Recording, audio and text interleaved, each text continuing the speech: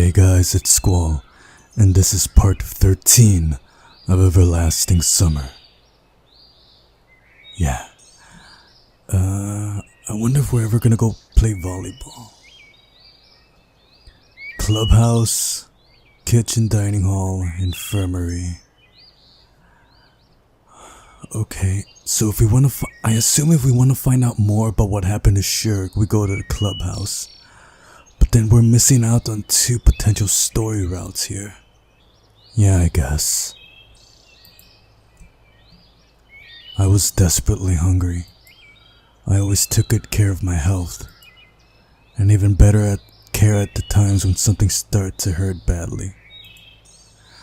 And I was able to walk and my feet weren't even hurting much.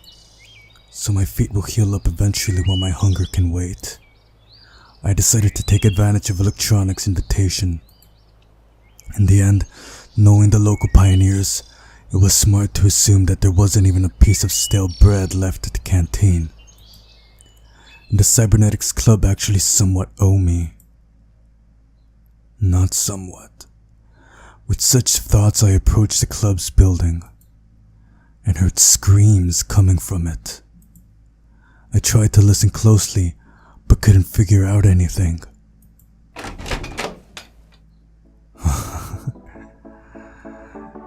Give it back! No, I won't!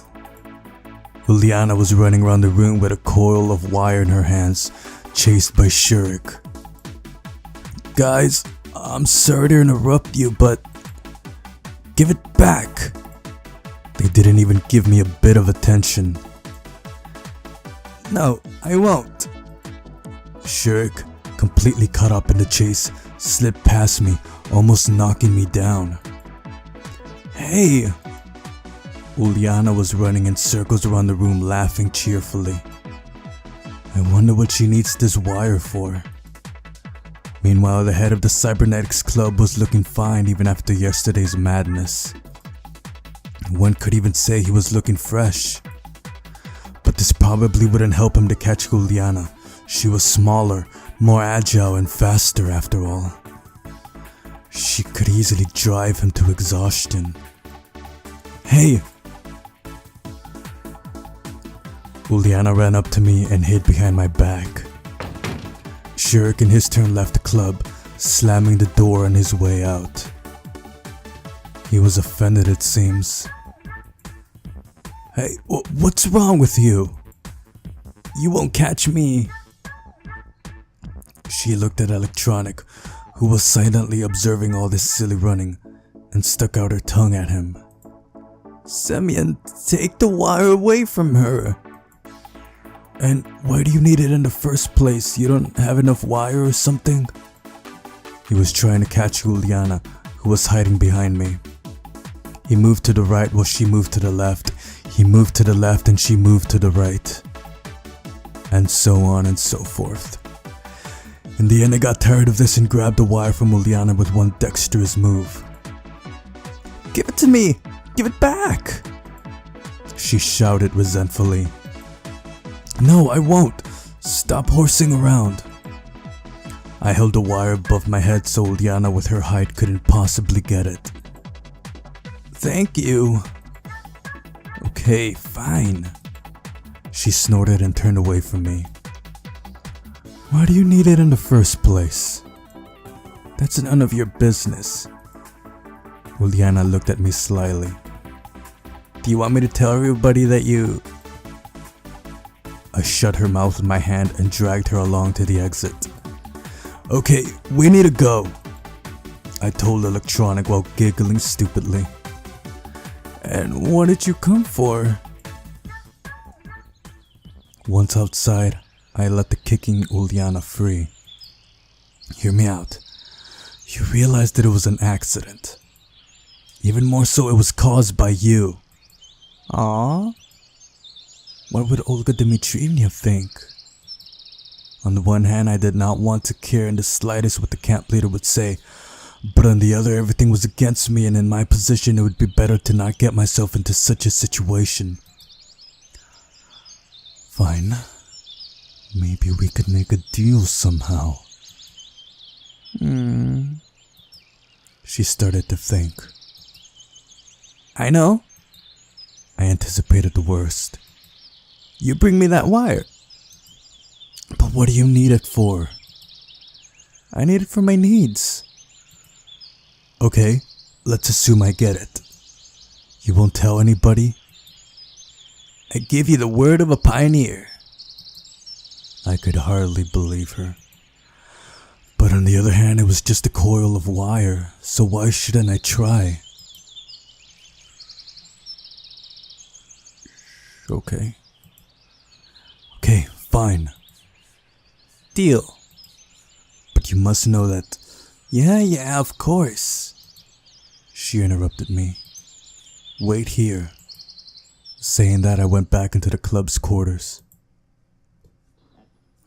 Electronic was building something with rapt attention. Now I'm done with everything. So I thought you could get me something as you promised. My voice sounded a bit sycophantic, which was enough to drive me mad. Of course, I'm not insisting, but 1 minute. He tore himself away from his work and got a pair of buns from the drawer in a classic triangular pack of kefir. Be my guest. Thank you. While I was busy eating, Electronic didn't turn away from his device for a second. He was rolling up the wire, which I had taken away from Uliana, onto the coil. And it was wire she wanted. So what's this? An inductor? An inductor? Join our club and you'll know everything. He looked at me and smiled slyly. I'll think about it. Of course, I wasn't going to join anything, but taking into account that he had fed me, I had to be polite. By the way, as I said, I have something else. Whoa, yeah. Wait a second. He went into the adjacent room and came back after a minute with some kind of package. Tan-ta-da. Huh. And gave it to me. There was a big bottle of vodka inside. I get it, but it's still morning. Or does Electronic share the motto of get drunk in the morning, take the entire day off? What are you talking about? I'm not suggesting we drink it. We have it to clean the optics. Cleaning the optics? Internally. Okay. I gave him the package back. By the way, can you spare me this coil? What do you need it for? Probably I had to think about reason beforehand. I just need it. But we can't do without it as well. Do you? Never mind then. I can't just force him to give it to me, right? I'll go then. Come back anytime. Of course. The moment I want to have a drink. Walking out, I questioned myself why he wanted to show me the vodka in the first place. Uliana ran up to me instantly. And so, have you got it? No. That's your own fault then. Do you need this wire at all? But you get credit for trying. What? I was surprised. Lisa would tell everything anyway. Uliana laughed. She is really angry with you. I bet. I muttered quietly. Okay, see ya. She waved at me and ran away. Here I am in a stupid situation once again, no big deal. It's not the first time. Suddenly my hunger returned again. For sure a meal of some buns and kefir was awesome, but it's not enough to fill me up. Oh, hello there, loud bell. I missed you, buddy. Luckily for me, I heard the bell sound calling pioneers for lunch. The day has just started and I've gone through so many things already. But I did it and now have legitimate grounds to fill myself up. Today I wasn't the last one, so I could choose a free table. Lunch included pea soup and mashed potatoes with fish. It was a major disappointment to me as I don't eat fish in any form and hence will get fewer calories than usual. Soon Slavia and Lena came to my table. "Can we?" She smiled nicely. "Huh? Yeah, sure." I stood up and pulled out a chair for her. "Please." I was in an excellent mood at the moment. What's Lena's voice? "Enjoy your meal." Something like that. Saying that, Lena began staring at me and continued for some time, but then after realizing how odd she looked, switched to her plate. "You too. Do you have any plans for today, Semyon?" "Nope." I gave her an honest answer as indeed I had no plans. Except for searching for answers, but that was more like a global goal. "Do you want to take a boat ride to the island with us?" What was Slavia's voice? "Do you want to take a boat ride to the island with us?" I don't know, maybe. The island? Well, I think I've seen it from the pier. And for what? Olga Dimitrievna asked us to gather some strawberries. Strawberries? There are a lot of strawberries there and they're so delicious. I could imagine the taste without even eating it, just by looking at Slavia's face. Strawberries. And what are those for? Fiber? I don't know, but it's indeed a great idea. Well, indeed it is. Moreover, I haven't been to the island yet. Yeah, sure. Within minutes, we were already standing at the pier. Well, here's the boat. Hang on, I'll go fetch the paddles now. I was left face to face with Lena. "Do you like strawberries?" Not really. But they're tasty. Lena smiled. I see. I don't know what to say next, how to continue the conversation. Ask her favorite cat names. Yeah. Sorry, I'm stretching. Okay. If Slaya didn't come back, we would probably sit here till the evening without saying a word. Here you go. She handed me a pair of hefty paddles.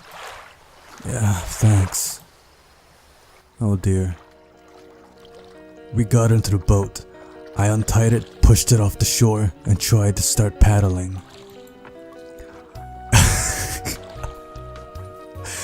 Lena looks so uncomfortable.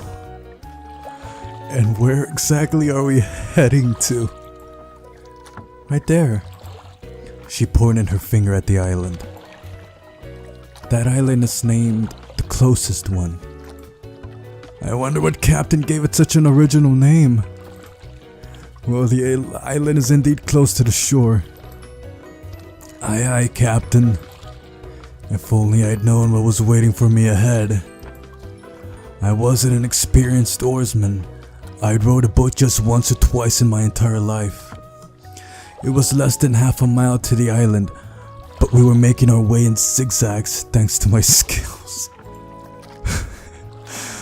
By approximately the middle of the trip, my arms hurt so badly that I dropped the paddles to get some rest. I don't know why I find this funny.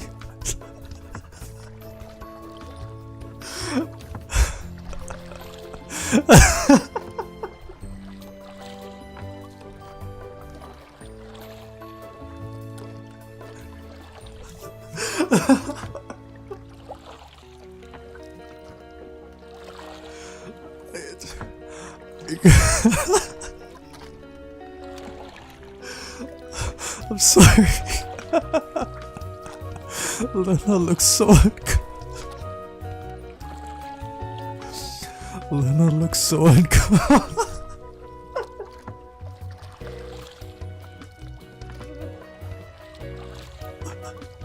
I can't stop laughing at Lena.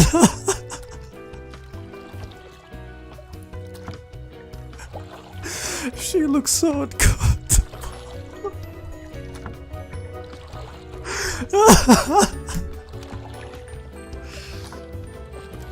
She looks so uncomfortable. It's what I've been trying to say for the past minute. Oh my gosh. I don't know why it's so funny. Hold on, let me pinch myself. Ow, ow, ow, ow, ow. Okay. Wow, that does work.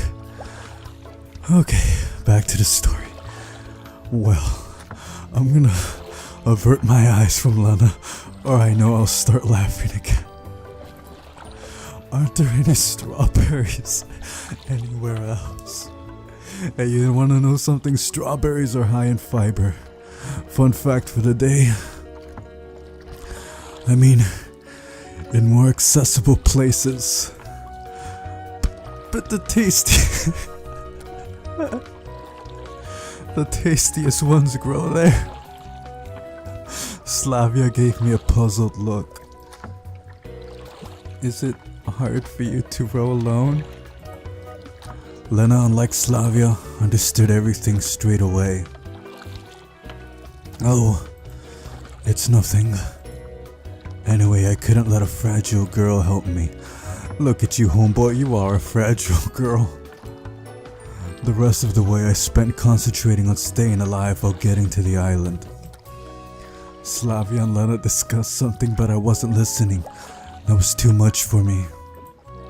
At last we arrived. Completely exhausted, I got out on the shore and looked at the boathouse. It seemed so far away that I felt like a first person on the moon watching the earth rise. Here you go. Slavia handed me a basket. It was a small island, barely 100 meters long, and it looked more like a birch grove with even rows of trees covering its entire surface. A calm green sea spread beneath our feet, with wind causing lonely waves on its surface from time to time. This island looked like a lost paradise. It's no wonder that the most delicious strawberries grow just here. Got to split up. That way we'll do the job faster. Yeah, sure. But there are only 2 baskets. You're right. Someone is gonna have to collect them with their mouth, said Lena humbly. Oh, you're right. My bad. So how are we going to split up then?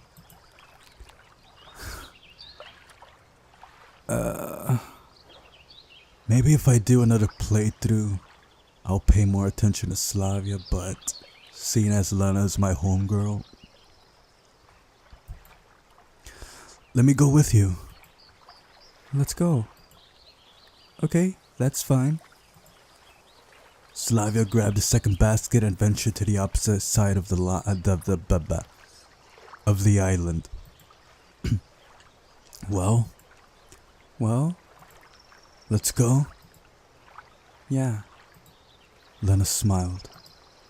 Just pay attention. Don't leave a single berry behind. You too.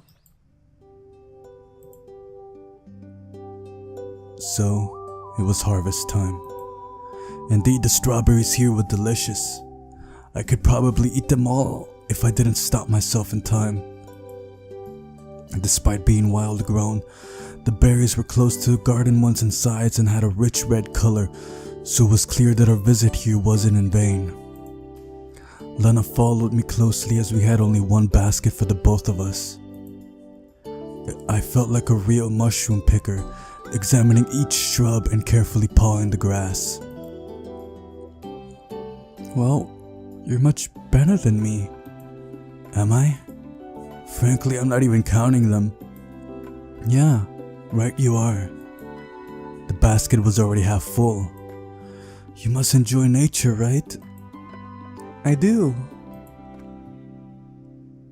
The bright sun rays pierced the treetops and blinded me for a second. I sat down on the ground and leaned against the tree. Still, it's so beautiful here. Lana sat down next to me, so close that our elbows touched. Yeah. We just sat and enjoyed the moment. It seemed like time stood still. No, that's another game. The wind gently shook the tree leaves. Some bugs lazily hopped around the grass, and splashes of sunlight played on the faraway water surface. Far away. Aww. Lena put her head on my shoulder. I was surprised at first, but then I heard her regular breathing and thought that it's just a matter of course. Probably she felt drowsy and wanted to take a quick nap. I just sat there and didn't think of anything for a few minutes. But then, words started crossing my mind with ultrasonic speed. Lena, so close, sleeping, so warm, so gentle, feelings. I gazed at her. She had such a serene, such a tranquil look on her face that it seemed that right now she's not here, but in some kind of better world. I don't know what would have happened the next moment if I didn't hear the voice of Slavia. Semyon, Lena. I shook my head from side to side a few times to come to my senses. Lena started to wake up. Whoa. She opened her eyes and gave me an empty look. Have a nice dream? Huh? Suddenly realizing that she had dozed off leaning on my shoulder, Lena blushed. Oh, I'm sorry. It's fine. Slavia came over to us, so Lena rushed to get up. So how much have you got? I sighed. That's not a lot. Her basket was filled with strawberries to the brim. Well, it's enough anyway. It's time to get back. I grabbed the basket and we headed back to the boat. The way back took less time as I tried to concentrate on rowing and ignoring everything else. My only wish was to get back alive, as the first trip hadn't gone without consequences, and now my hands started to hurt after only a few sweeps of the oars. Having tied up the boat, I fell to the ground with no energy left. Slavia and Lena leaned over me. You could have said something if it was so hard for you. Yes. Never mind. It's fine. I'll just lie here for a bit and everything will be alright. Okay, then get those baskets to Olga Dmitrievna, please. We have something else to do, huh? Yeah, sure. I was ready to agree with anything at that moment just so I wouldn't have to get up. Slavia put the baskets full of strawberries next to me and headed to the square, happily chatting with Lena about something. The hardest part is done anyway. That's what I thought before I got up and took the baskets. After the rowing, they felt like cement bags, even while weighing barely more than a few kilograms each. So the trip to the camp leader's cabin took much longer than usual. I had to stop every 50 meters to have a rest.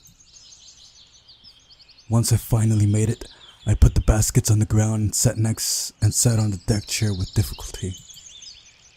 Olga Dmitrievna! Olga Dmitrievna, I've got presents for you. There was no answer. I barely managed to get up and enter the cabin. There was nobody there. If you don't need them, it's up to you. I lay down on the deck chair and fell asleep. Whoa. I had a weird dream about a strawberry race. I was rowing a boat with my last ounces of strength, trying to escape huge berries that were chasing me. My hands were failing me and I could barely see anything because of the sweat covering my face. Blood was hammering in my temples, but the strawberries were getting closer. They were baring their teeth at me. But wait, Strawberries with teeth? Semyon! Semyon! I woke up.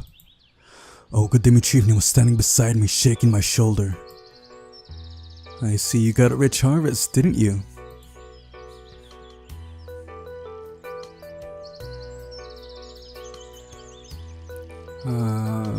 Yeah. Okay, but that's not all. Seriously, I was just anticipating the lovely rest I was about to have. Do you even know what these strawberries are for? Not a clue. What an honest confession. We'll make a cake out of them. I see. Well, that makes sense. To honor the miraculous rescue of Shirk. And it's all thanks to you. It was clear that getting the strawberries wasn't the last thing left to do. And why, please tell me, if I am such a hero, why do I have to organize a celebration in my name all by myself? Well, I guess. So, I have an important task for you. We are missing yeast, flour, and sugar. I need it all in the canteen before dinner. And those who will make the cake can't deal with it on their own somehow? I asked pitifully. Of course they can't. All of them are busy. And you are the only one in the whole camp who Excuse me? Whoa! Well... Who does nothing? Oh really? No, homegirl, I think you're thinking about yourself. No, not partly true, not true at all. I do everything for this chick. Whatever. Moreover, those words felt like a bullet to my head. So, write it down. You'll get yeast in the infirmary, flour in the library, and sugar in the clubhouse. Wait up. I have no time. I'm in a hurry. Good luck. She smiled slyly and left. Alright, well, it looks like we're going on a scavenger mission in part 14. And I am going to leave it right here. Editing is gonna be so much fun. Until next time, thank you.